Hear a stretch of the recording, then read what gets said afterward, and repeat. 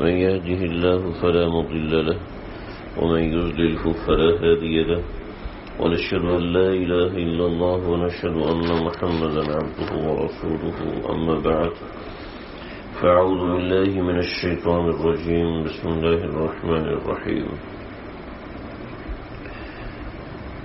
ألف لام ميم ذلك الكتاب لا ريب فيه هدى للمتقين الذين يؤمنون بالغيب ويقيمون الصلاة ومما رزقناهم ينفقون صدق الله العظيم.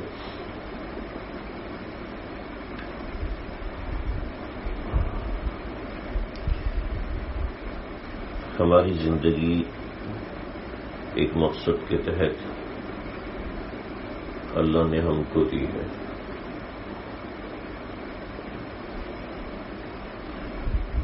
وہ مقصد ہے کہ ہم کو کسی طریقے سے اللہ کا قرب حاصل ہو جائے.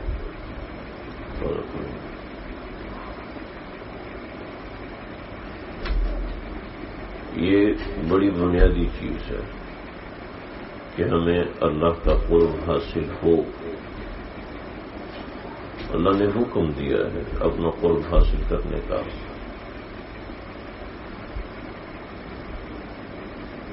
اللہ کا قرب حاصل کرنا ایک مومن کی زندگی کا مقصد ہے, بڑا مقصد ہے.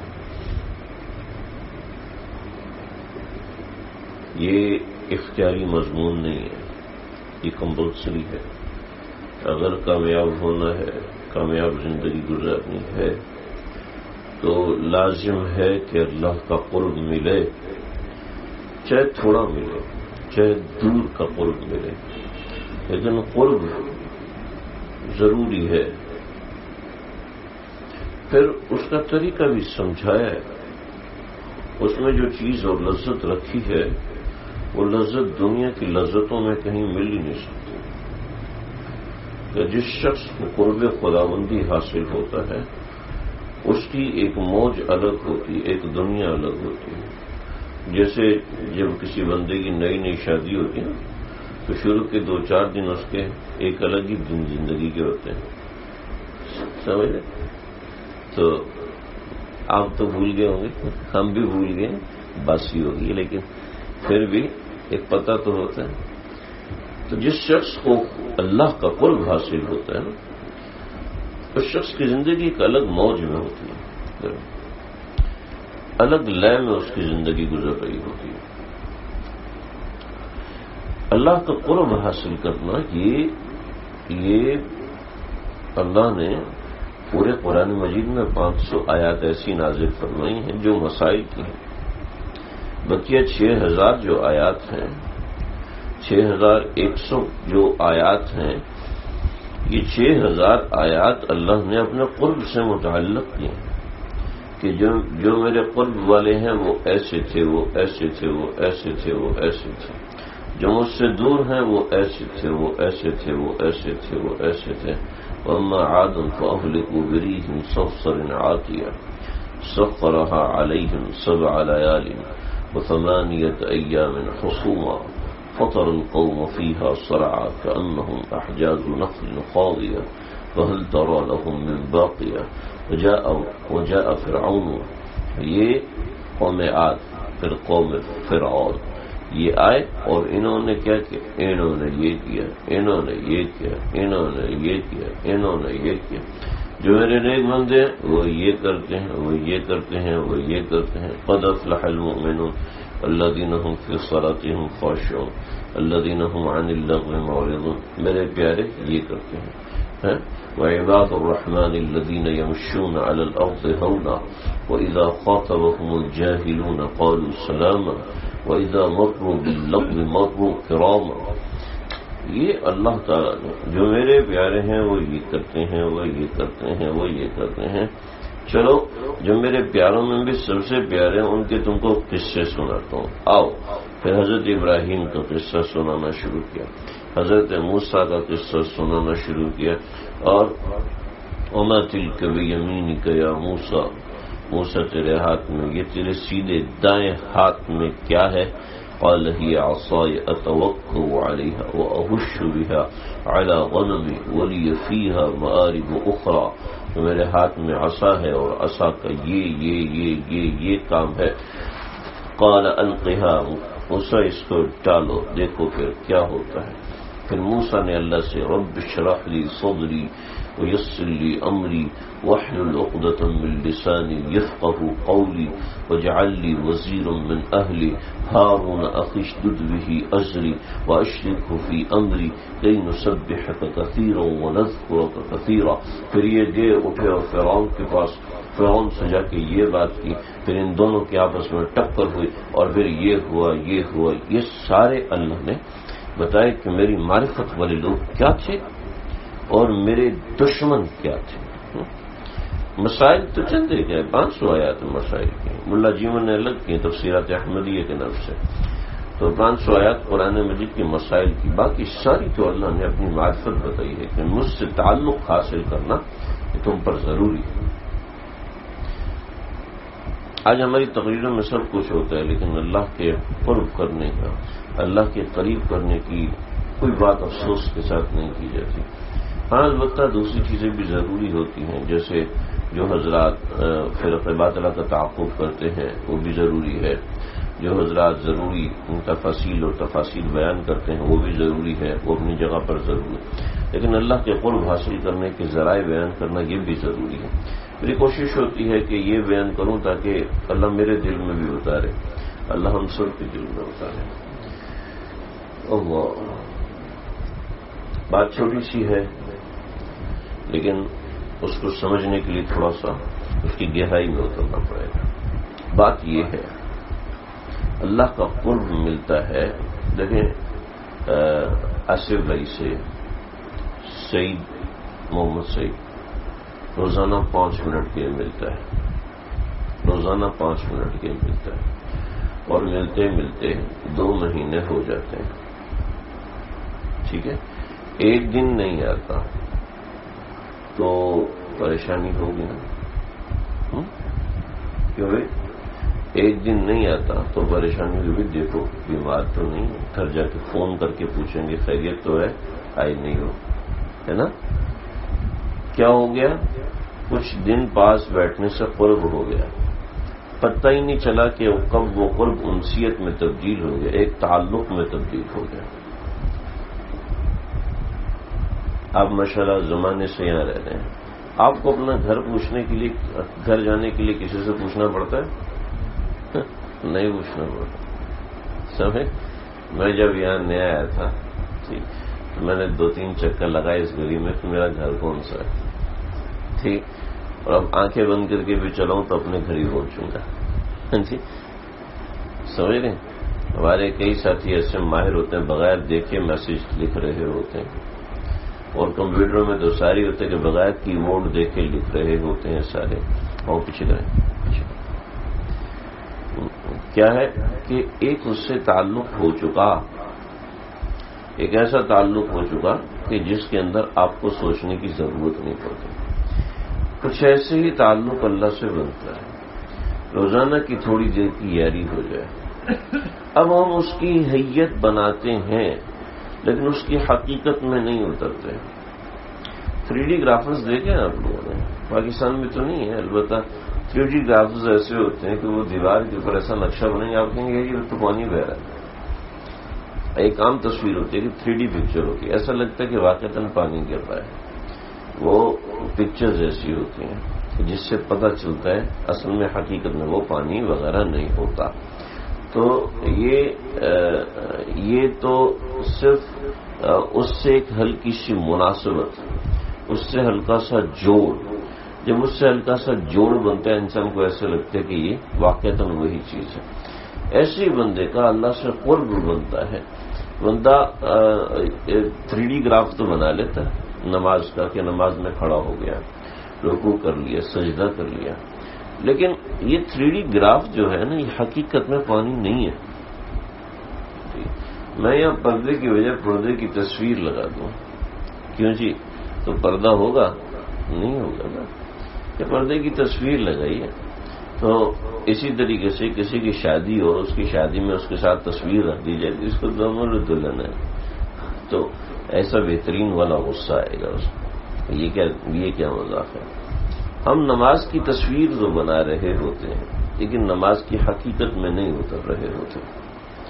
اس کی علامتیں اللہ کے نبی صلی اللہ علیہ وسلم نے ارشاد فرمائی، اس کی طرف ترغیب بھی دی ہے.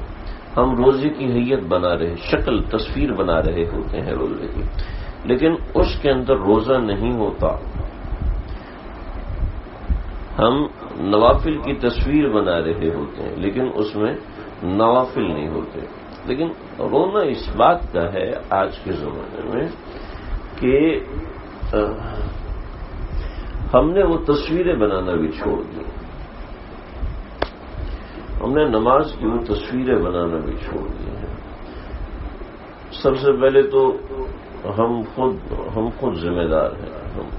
میں اپنے آپ کو اس میں شامل کر رہا ہوں کہ ہم لوگوں نے نفلی اعمال کی ترغیب دینا چھوڑ دی ہے کہ امت پہ بھاری ہیں، امت پہ بھاری ہیں. اللہ کے نبی نے ترغیب دی ہے، ہم کون ہوتے ہیں امت کو روکنے والے؟ اللہ کے نبی صلی اللہ علیہ وسلم نے باقاعدہ ترغیبات دی ہیں، بہت ترغیبات دی ہیں کثرت سے. میں آپ کو بہت ساری حدیث سے میں نے نکالی، لیکن میں اس میں سے چند ایک آپ کو سناتا ہوں.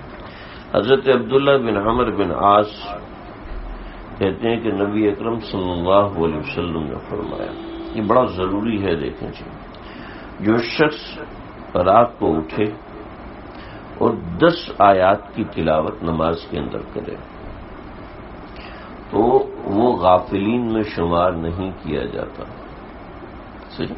لم یکتب من الغافلین، وہ غافلین میں شمار نہیں کیا جاتا.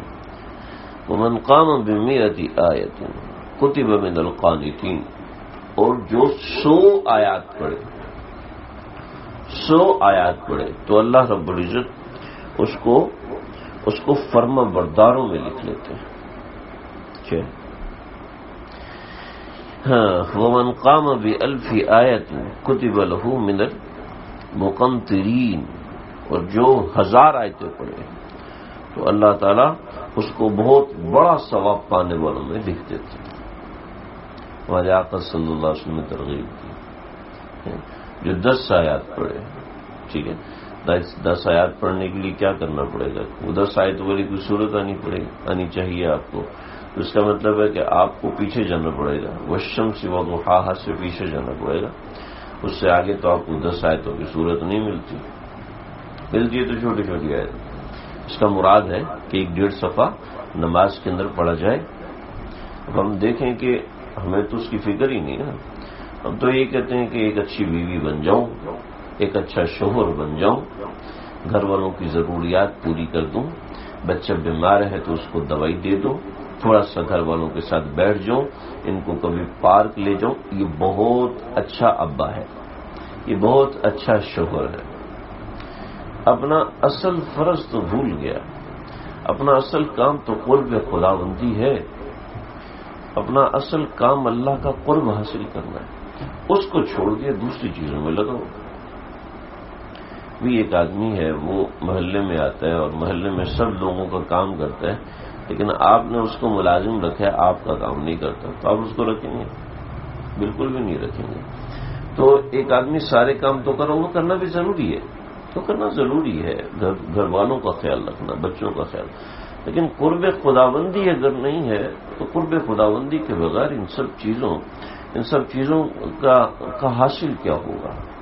یعنی ہماری زندگی کا آؤٹ کم کیا آ رہا ہے؟ جی، ایک بندے کو بخار ہے تو بخار کا آؤٹ کم کیا ہوتا ہے؟ جسم میں درد ہوتی ہے، انسان اٹھ نہیں پاتا اور جسم گرم ہو جاتا ہے، درجہ حرارت زیادہ ہو جاتا ہے، کچھ کھانے پینے کا جی نہیں کرتا. یہ آؤٹ کم ہے.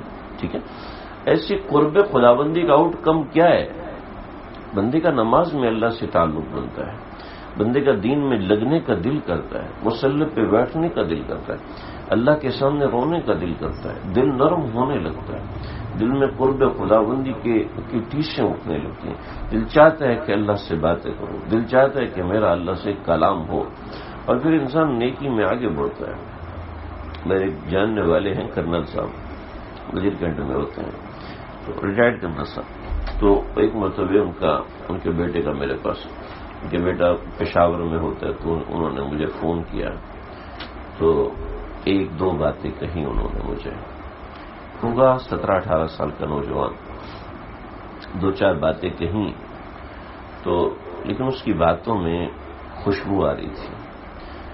میں نے کرنل صاحب سے کچھ عرصے کے بعد بات ہوئی تو میں نے کہا کہ بھئی آپ کے فلاں بیٹے کا کیا حال ہے؟ کہ مولوی صاحب آپ کو کیسا لگا میرا بیٹا؟ میں نے کہا عجیب نوجوان ہے، اس نے ایک خواب سنایا تھا اور ایک دو چیز باتیں بتائی تھی، تو اس خواب سے میں نے اندازہ لگایا کہ ماشاءاللہ اللہ نے اس کو نوازا ہے. تو میں نے کہا بھئی یہ کیا ہے آپ کا بیٹا؟ کہنے لگے کہ مولوی صاحب یہ 16-17 سال کا نوجوان ہے. آج کل 16-17 سال کے بچے کیا ویڈیو گیم مانگ رہے ہوتے ہیں، کمپیوٹر مانگ رہے ہوتے ہیں، اور اسی میں ان کو مزہ آتا ہے. یہ ایک کنویں کے اندر ایک مینڈک نا اوپر سے نیچے گرا کنویں کے اندر، تو اس نے دیکھا کہ میرا ایک اور مینڈک بھی اندر بیٹھا ہوا ہے. تو کنویں کے اندر والا مینڈک نے کہا کہ بھائی تم کہاں سے آئے ہو؟ کہ میں باہر کی دنیا سے آیا ہوں. کہ باہر کی دنیا کتنی بڑی ہے؟ کہا بھائی بہت بڑی ہے. اچھا. اس نے کنویں کے اندر سے غوطہ لگایا، دوسرے کنارے پہ لگا. کہا اتنی بڑی ہے؟ کہا نہیں اس سے بھی بڑی. اس نے ایک اور غوطہ لگایا اور چکر لگا کے گھوم کے تک. اتنی بڑی ہے؟ کہ نہیں اس سے بھی بڑی ہے. کہا جھوٹ بول رہا ہے، بکواس کر رہا ہے، اس سے بڑی ہو ہی نہیں سکتی. سمجھے؟ تو وہ کنویں کا مینڈک بن چکا ہوتا ہے. وہ یہی سمجھتا ہے کہ جو کچھ مجھے پتا ہے یہی سب کچھ ہے. اپنے علم کو، انسان کی عقل محدود ہے، جتنا اس کا علم ہوتا ہے اسی کو سوچ رہا ہوتا ہے، جتنا اس کو پتا ہوتا ہے اسی کو کافی اور شافی سمجھ رہا ہوتا ہے. چونکہ اس کی عقل محدود ہے، علم محدود ہے، عمل بھی محدود ہے، تو اس وجہ سے اس کو ایسا ہی لگ رہا ہوتا ہے. اور وہ اپنے کہنے میں سچا بھی ہوتا ہے. اب یہ مینڈک اپنے کہنے میں سچا تھا، وہ کہتے اس سے بڑی ہو نہیں سکتی، کیونکہ اس کی عقل کا دائرہ کار اس سے کئی فٹ اونچا تھا. کئی فٹ اونچا ہونے کے بعد جب وہ باہر نکلے گا تو اس کو ایک نئی دنیا نظر آئے گی. پھر اس کو سمجھ میں آئے گی کہ سمندر کیا ہوتا ہے. ورنہ کنویں کے اندر بیٹھا ہوا مینڈک اس کو کیا پتا دریا کیا ہوتے ہیں، سمندر کیا ہوتے ہیں، سونامی کیا ہوتے ہیں، بحر الکاہل کیا ہوتا ہے، اور بحر اوقیانوس کیا ہوتا ہے. وہ جان ہی نہیں سکتا، وہ سمجھ ہی نہیں سکتا. اس لیے اللہ کے نبی صلی اللہ علیہ وسلم نے فرمایا زمین میں گھومو پھرو. جب زمین میں گھومو پھرو گے تو تمہیں معرفت حاصل ہوگی چیزوں کی، تمہیں دنیا کی سمجھ آئے گی کہ دنیا میں کس کیفیت کے، کس افکار کے لوگ ہوتے ہیں، کس نہج کے لوگ ہوتے ہیں. تو انسان ورنہ اپنے آپ کو یہ کنواں جو ہے نا، آپ اس کو کنویں کو فیس بک سمجھ لیں، اس کنویں کو آپ ٹویٹر سمجھ لیں. کنویں سمجھتے کہ بس یہی سب کچھ ہے، یہی سب کچھ ہے. ہاں حقیقت کی دنیا اس کے علاوہ بہت بڑی ہے. دنیا میں چند کروڑ لوگ ہی یہ چیز استعمال کرتے، سب استعمال نہیں کرتے. کچھ حقیقت کی دنیا میں رہنے والے بہت بڑے بڑے لوگ ہیں. کون ایسے مولوی ملا کی بڑھ ہے اپنی حد تک. یہ پاکستان کا سب سے بڑا محسن ڈاکٹر عبدالقدیر خان، نام سنا ہوا ہے؟ ڈاکٹر عبدالقدیر خان کے جو فرسٹ اسسٹنٹ ہیں ڈاکٹر شوکت یا شفقت، اس طرح کا کوئی نام ہو، تو تشریف لائے، پاجامہ پہنا ہوا، سفید کرتا پہنا ہوا، سادہ سے آدمی، مزاحیہ قسم کے انسان. تو انہوں نے ہمیں لیکچر دیا ایٹامک کی بیسز وغیرہ کے حوالے سے. تو ہمارے استاد صاحب نے فرمایا کہ اپنا نمبر دے دیں، اگر آپ کو کچھ وقت نکالے تو ہمارے جو طلبہ اس حوالے سے آپ کی ساری زندگی اس میں گزری ہے، آپ کے 60-70 سال گزر گیا ایٹم کے ساتھ کام کرتے ہوئے، ایٹمی ری ایکٹر کے ساتھ آپ نے زندگی گزاری ہے، وقت باہر گزارا، پھر کچھ وقت پاکستان میں گزارا، پھر پاکستان کو ایٹم بم بنا کے دیا ڈاکٹر عبدالقدیر خان کے ساتھ. تو آپ اپنا فون نمبر دیتے ہیں. تو کہنے لگے کہ اگر میرے پاس موبائل فون ہوتا تو میں ایٹم بم نہیں بنا سکتا تھا، پاکستان کو ایٹم بم بنا کے نہیں دے سکتا تھا. تو میں یہ نہیں کہہ رہا کہ آپ ہم موبائل فون نہ رکھیں، میں خود رکھے ہوئے ہوں، میں آپ کو کیسے کہہ سکتا ہوں کہ نہ رکھوں؟ آج کل رابطے کا ذریعہ ہی یہ ہے، لیکن اسی پر منحصر نہ ہو جائے، ہر وقت موبائل فون کے غلام بننے میں، اس کے بغیر گزارا ہی نہیں ہو سکتا۔ جس وقت ہمارے آج بھی میں آپ کو دیکھ رہا تھا، مجھے بڑی خوشی ہو رہی تھی، تھوڑا سا وقت ملا تو جیب سے تسبیح نکال کے پڑھنا شروع کر دیا۔ آج ہمارا اپنا یہ حال ہے کہ تھوڑا سا وقت ملا تو موبائل نکال کے دیکھنا شروع کر دیا، کسی کا میسج تو نہیں آیا، کسی نے پوسٹ تو نہیں کیا، اس پوسٹ کو دیکھ کے پڑھنا شروع کر، وہ زمانہ ہی نہیں رہا۔ آپ ٹرین میں جائیں اور ٹرین میں آپ دیکھیں ہمارا 90% سے بھی بڑا طبقہ موبائل فون کے ساتھ مصروف ہوتا ہے۔ جہاز میں موبائل فون بند ہو جاتے ہیں، یعنی سگنل نہیں آتے، اس کے باوجود لوگ موبائل فون میں مصروف ہوتے ہیں۔ میں نکیر نہیں کر رہا، ذہن میں رکھیں، میں نکیر نہیں کر رہا، میں یہ کہہ رہا ہوں کہ ہمارا مخلوق سے رجوع اتنا زیادہ ہو چکا ہے، خالق سے رجوع ختم ہو گیا۔ آپ مخلوق سے رجوع رکھیں، بالکل منع نہیں ہے، اس کی ایک حد اور لمیٹیشن ہونی چاہیے۔ دیکھیں 24 گھنٹے سے زیادہ آپ مخلوق سے رجوع رکھ سکتے ہیں۔ اگر آپ کہیں جی ہر وقت ٹھیک ہے رکھنا چاہیے، ریلیشن شپ ہونا چاہیے، کمیونیکیشن باؤنڈ نہیں کرنا چاہیے، آپ کو محدود نہیں کرنا چاہیے، اس کو انلمیٹڈ رکھنا چاہیے وغیرہ وغیرہ، ٹھیک ہے آپ رکھیں، 24 گھنٹے سے اوپر رکھ سکتے ہیں۔ وہ ہمارے استاد جی نے فرمایا نا کہ یہ جو کہتے ہیں کہ میرا جسم اور میری مرضی ہے، تو ان سے کہ ٹھیک ہے اپنی مرضی سے بیمار ہو کے دکھاؤ، اپنی مرضی سے ٹھیک ہو کے دکھاؤ، اپنی مرضی سے بھوک لگا کے دکھاؤ اور اپنی مرضی سے پیٹ بھر کے دکھاؤ، بغیر کھانے کی پیاس بجھا کے دکھاؤ، بغیر پانی کے پیاس بجھا کے دکھاؤ، نہیں ایسا نہیں ہو سکتا۔ یہ کچھ مغرب زدہ قسم کی چیزیں ہیں۔ خیر میں ان چیزوں کو ڈسکس نہیں کرنا چاہتا، اس میں بہت سی قابلات ہیں۔ میں نے جو ان کا ایجنڈا تھا 8 مارچ کا ایجنڈا تھا، کچھ خواتین نے اس حوالے سے بات کیا تھا مجھ سے، تو میں نے ان سے کہا کہ جو ویمن مارچ کا ایجنڈا ہے اس ایجنڈے کے حوالے سے ذرا آپ بتائیں کہ یہ جو کہتے ہیں کہ ہمارے ہاں جو گیپ ہے، جینڈر گیپ، اس جینڈر گیپ کو کم کرنے کے لیے ہم یہ کر رہے ہیں، یہ ایجنڈے میں لکھا ہے۔ میں نے کہا اس کے بارے میں ذرا مجھے بتائیں، ہمیں تو پتہ ہی نہیں، آپ کے ایجنڈے میں جو چیزیں لکھی ہیں وہ آپ کو پتہ نہیں ہے، ٹھیک ہے، اور آپ نعرے لگا رہے ہیں اللہ کے خلاف، رسول اللہ صلی اللہ علیہ وسلم کے خلاف، اور اس کو سپورٹ کون کر رہا ہے؟ پتنی کون سی طاقتیں کر رہی ہیں، اللہ ہماری حفاظت فرمائے۔ خیر یہ فتنے اٹھتے رہیں گے اور اس طرح کے ہزاروں فتنے اٹھتے رہیں گے۔ جس شخص کا اللہ سے تعلق مضبوط ہے اس کو اس قسم کے اور اس سے بھی بڑے فتنے ذرا ہلا نہیں سکتے۔ ہم اپنے ملک میں بہت اچھے ہیں، بھلے سے یہاں خواتین مارچ ہو، بھلے سے کھدڑا مارچ بھی ہو جائے، ٹھیک ہے، ہم اپنے ملک میں بہت پرسکون ہیں۔ ہم اپنے ملک میں جو بات کر سکتے ہیں، جو آسانی سے بات کر سکتے ہیں، ویسی بات ہم کہیں اور پا نہیں سکتے۔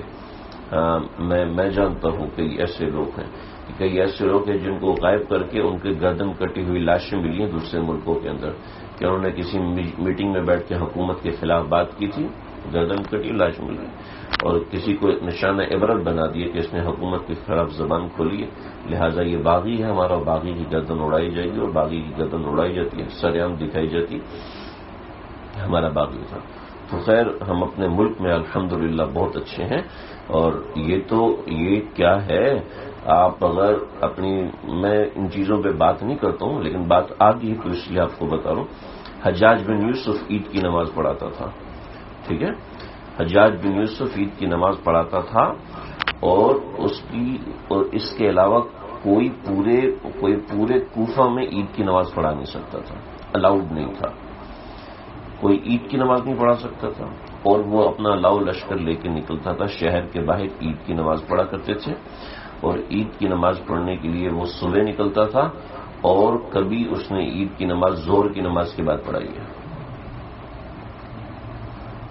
کئی بار اس نے عید کی نماز ظہر کی نماز کے بعد پڑھائی۔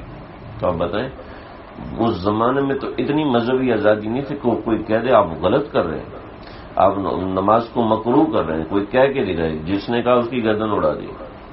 تم حاکم وقت کے خلاف بغاوت کرتے ہو، زبان کھولتے چلو ادھر ہی گردن اڑا دی، یعنی عید کے دن لوگوں کی گردنیں اڑاتا ہوا جاتا تھا۔ ہمارے اوپر اتنا ظلم ہو رہا ہے، ہیں جی، ہمارے اوپر ایسا کوئی ظلم ہو رہا ہے؟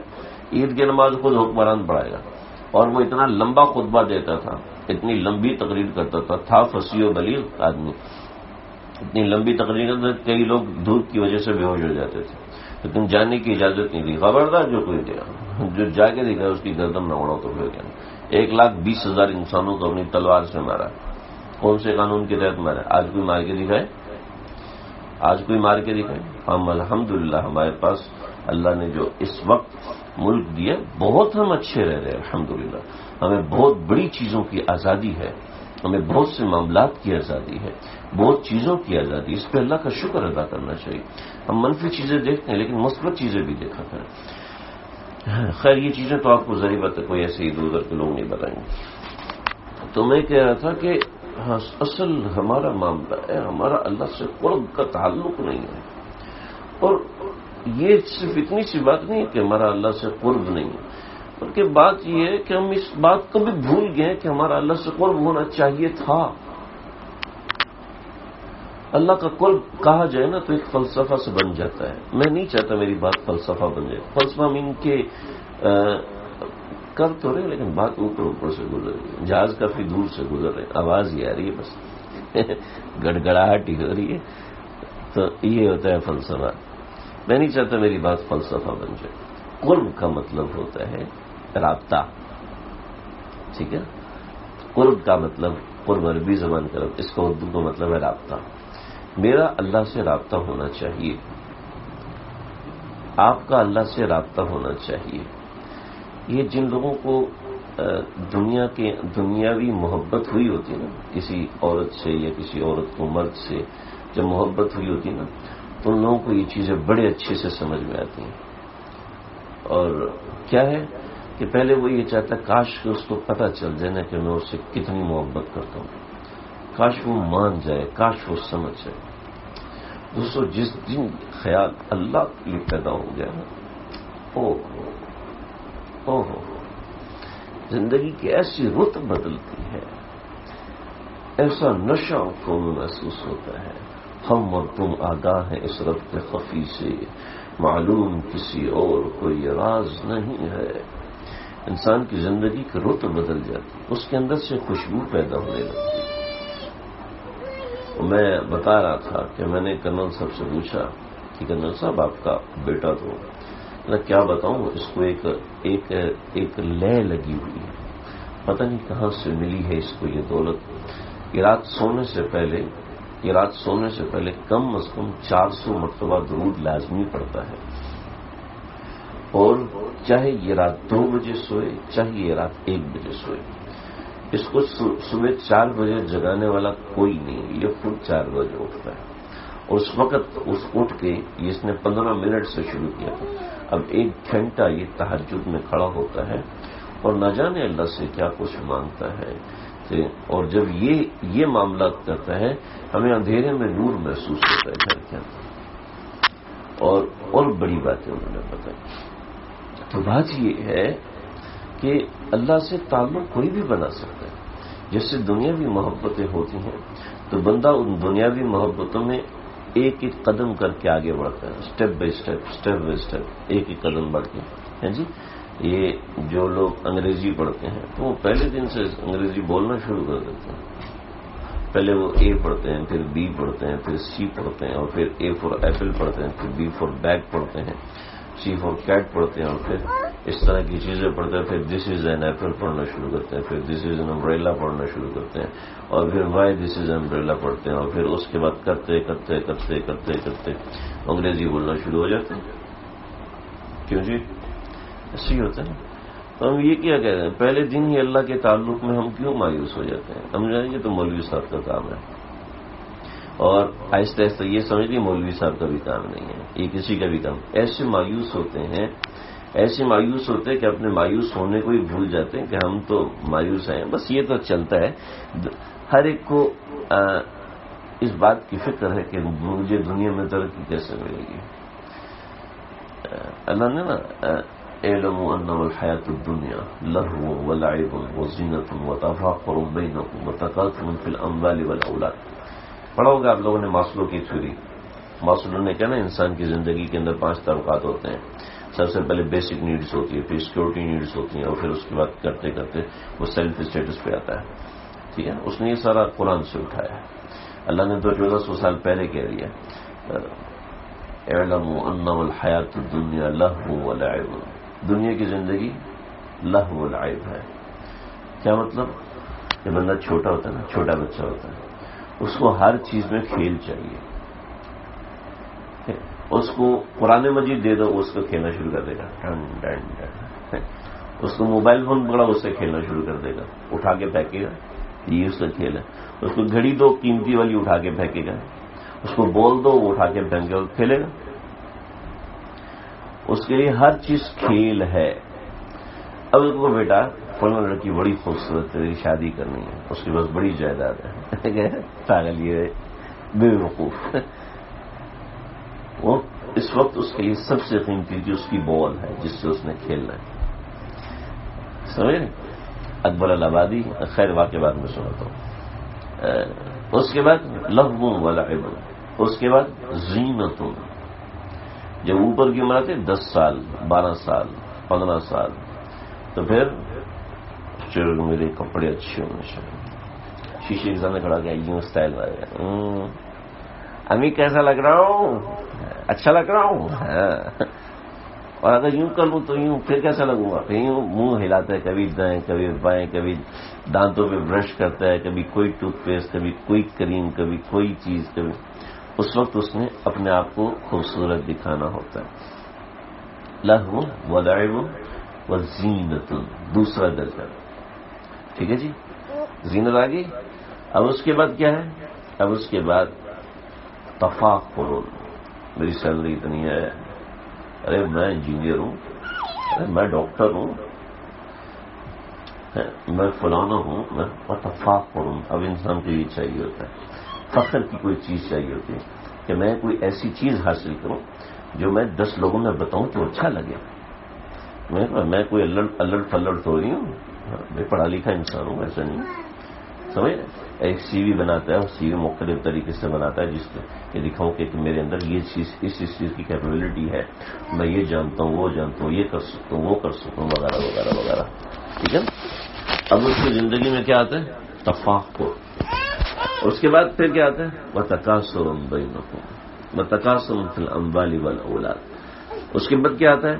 اس کے بعد یہ ہوتا ہے اب اس نے خوبصورت لگنا اور یہ سب چیزیں تو ایک طرف رہ جاتی ہیں. اب اس پہ یار بچے ہونے چاہیے, پیسہ ہونا چاہیے, اچھا گھر ہونا چاہیے, اچھا گھر ہونا چاہیے.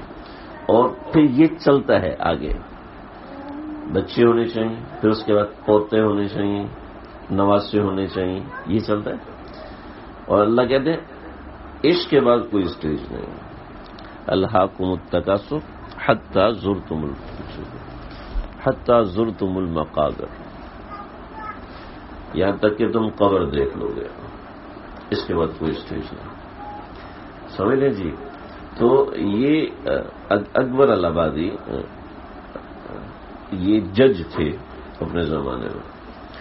تو ان کا بیٹا اس زمانے میں نا فیکٹریاں تو ہوتی نہیں تھی, سادے کام ہاتھ سے ہوتے تھے. تو کسی نے بچوں کے کھیلنے کے لیے گیند بنائے, اور گیند ایسے بنائے کہ ان کے اوپر جہاز بنا ہوا تھا, سوئی سے جہاز بنایا.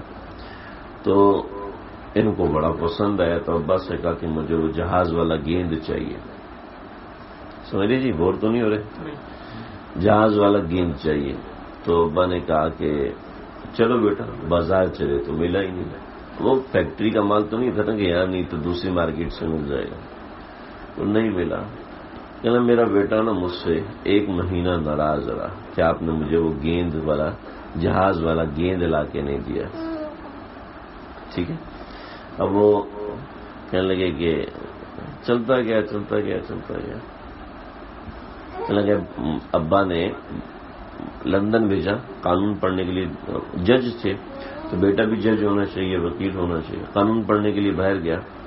جب قانون پڑھ کے باہر سے آیا تو اس کے لیے ایک سرمنی رکھی جس میں ججوں کو بلایا, وکیلوں کو بلایا, اور سب کو بلایا. اب سرمنی میں کھانا ہوا, کھانے کے بعد بچے کو اسٹیج پر بلایا. اور بیٹے کو سب کے سامنے ایک باکس دیا کہ یہ آپ کا انعام ہے. اس نے باکس کھولا تو اس کے اندر وہی جہاز والی گیند رکھی ہوئی تھی.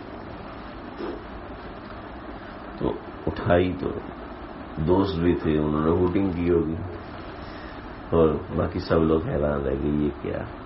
تو یہ کہنے لگا ابا یہ کیا, ابھی آپ کو چاہیے تھا کہ مجھے کوئی مکان دیتے, کوئی گھر دیتے, کوئی چیمبر دیتے, ہدیے کے اندر ایسی چیز ملتی کہ میں اس کو کام میں لاتا. یہ آپ نے مجھے گیند دے دی, یہ کیا.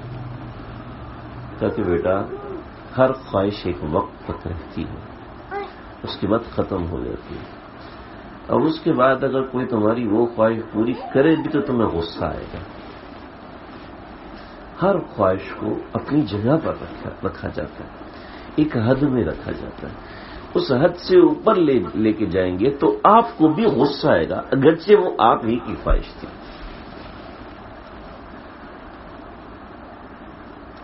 دنیاوی معاملات ہمیں کرنا ضروری ہے, لیکن اگر ان کو اس کی حد سے نکال کے دوسری جگہ پر لے کے جائیں گے تو اس زندگی میں ہمیں اپنی ان خواہشات پہ غصہ آئے گا. تو یہ ہم نے کیا کر دیا, جو اصل کام تھا اس اصل کام کو بھلا دیا. اصل کام ہے ہمارا اللہ سے قرب حاصل کرنا, اور وہ کیا ہے, وہ یہ ہے کہ بندہ اللہ سے اپنا تعلق بنائے, پہچان بنائے. کیسے بنائے؟ ایک بنیادی بات بتا دیتا ہوں. اپنا تعلق اللہ سے بنانے کی کوشش کریں جیسے ہم کسی بڑے سے تعلق بنانے کی کوشش کرتے ہیں. کیسے کرتے ہیں؟ کوئی بڑا ہے, بھی ہم نے, آپ ہیں عثمان صاحب ہیں, آپ وزیر اعظم سے مل سکتے ہیں؟ مل سکتے ہیں.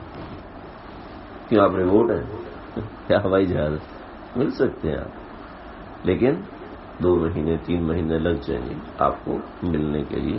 آپ سب سے پہلے پتہ کریں گے پی اے کون ہے ان کا مشیر کون ہے, اس کے مشیر کے پی اے سے ملیں گے, پھر اس کو تھوڑا سا کھلا پلا کے پھر اس سے آگے پھر اس سے آگے پھر اس سے آگے یوں کر کے آپ مل جائیں گے. جی اللہ نے نہ آتے ہی نفیر لا وزیر اللہ ہو, میرا کوئی وزیر نہیں ہے, ڈائریکٹ مجھ سے رابطہ کرو.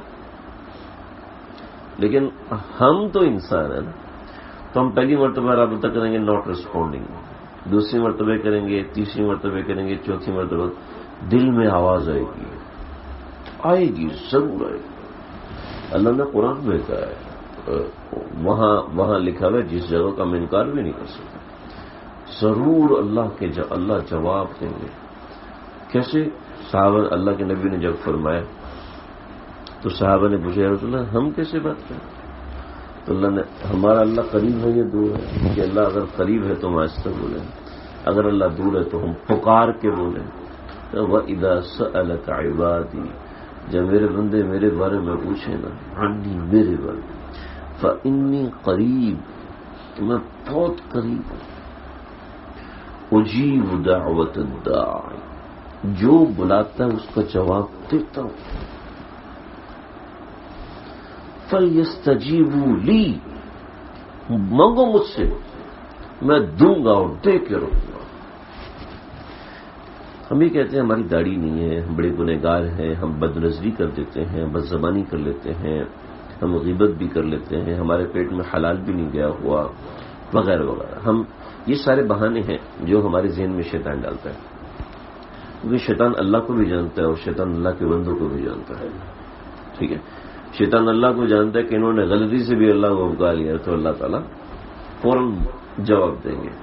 تو یہ کہتے ہیں ان کو ایسا مایوس کرو, ایسا ان کے ذہن میں بات ڈالو کہ اپنے مایوس ہونے کو بھی بھول جائیں. چھوڑو یار, یہ تو مولویوں کا کام ہے, یہ تو, اور آہستہ آہستہ یہ بھی بات ذہن سے نکل جاتی کہ کوئی انسان اللہ سے رجوع کر سکتا ہے. جیسے آپ نے کہا نا میں وزیر اعظم سے رابطہ کر ہی نہیں سکتا, کیونکہ کبھی سوچیں گے تو آپ بھی کہیں گے نہیں میں مل سکتا ہوں, میرے لیے کوئی مشکل نہیں, مل سکتا ہوں. اور ایک وقت ایسا آ جائے گا کہ کہیں گے ہاں یار یہ مل سکتا ہے, بالکل مل سکتا ہے, اور دوسرے بھی کہنے لگیں گے ہاں یہ مل سکتا ہے. کتنے عرصے میں آ جائے گا؟ 5 مہینے 6 مہینے, کوئی مسئلہ نہیں, کوئی ایسی حرکت کرنی پڑے گی وہ مان جائے گا وہ حرکت خود بخود آ جائے گی. جب ایک اسٹرگل میں آپ لگیں گے تو حرکت خود ہی آ جاتی ہے.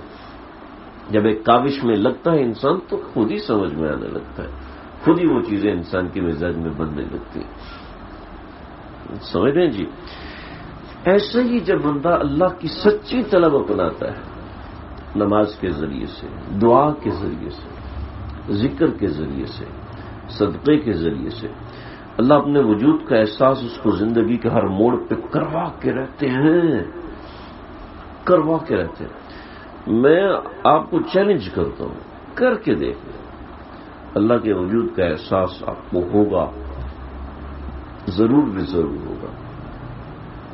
میں ایسے واقعات نہیں سناتا ہوتا, لیکن ابھی دل میں شدت سے آ رہا سنا رہا ہوں. ابھی پچھلے دنوں ایک عیسائی خاتون مسلمان ہوئی. وہ کیسے مسلمان ہوئی کہ میں اذان کی آوازیں سنتی تھی,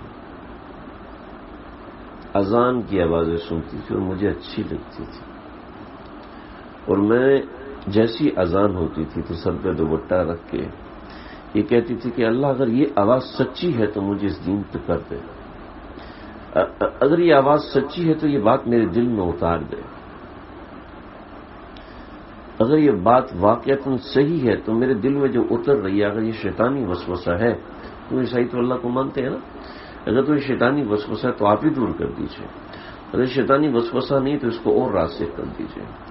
کہنے لگی کہ خود بخود میری آنکھ رات کے آخری پہر میں کھلنا شروع ہوگی, اور میں اس وقت اٹھ کے ایک جگہ پر بیٹھ کے اللہ سے دعا کرنے لگی کہ اللہ جی میرے دل میں صحیح بات ڈال دیجیے.